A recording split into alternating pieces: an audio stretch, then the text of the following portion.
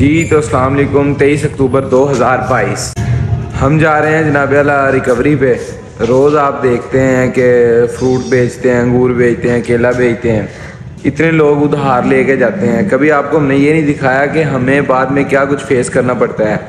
जो भी डीलर माल लेके आते हैं वो उसी वक्त जब उनकी गाड़ी बिक जाती है, चाहे वो अंगूर हो, चाहे वो केला हो, कोई भी फ्रूट हो, सब्ज़ी हो, जो ले के आता है ना डीलर, वो उसी वक्त बिल ले लेता है जब वो मंडी में फॉर सेल हो जाती है।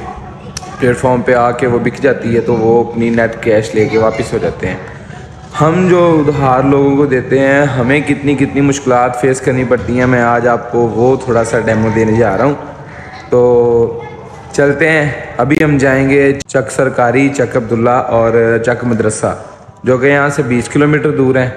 तो जाके आगे से अवाम हमें क्या क्या स्टोरियाँ, क्या क्या कहानियाँ घड़ घड़ के सुनाती है, वो मैं आज आपको थोड़ा सा दिखाऊंगा, फिर आपको अंदाज़ा होगा।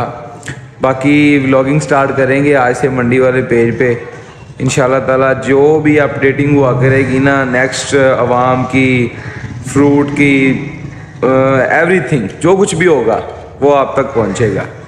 लिहाजा याद रहे 23 अक्टूबर 2022। तो मैं अपने घरों बाइक लैके तो अपने मुंशी साहब के घर बाहर आ गया।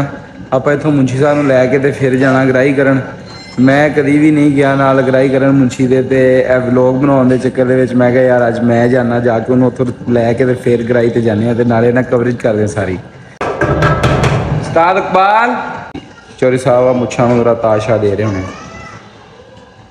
बांह थक जाती यार, मैंने तो पता नहीं ब्लॉग के चक्कर उस्ताद जी नाल दी नाल अपडेटिंग दिया करनी। लो जी शबाज भाई फ्रूट एंड जूस पॉइंट, माशाल्लाह शबाज भाई रेडी बहुत सोहनी सजा के रखी थी। वैसे आप तुम सुते ही पे नींदा जे है किन्ने तवार आया। अच्छा तवार माठा कम पहले बंदे को आएंगी गिराई करें। नदीम भाई हाईवे वाले का ही अड्डा है।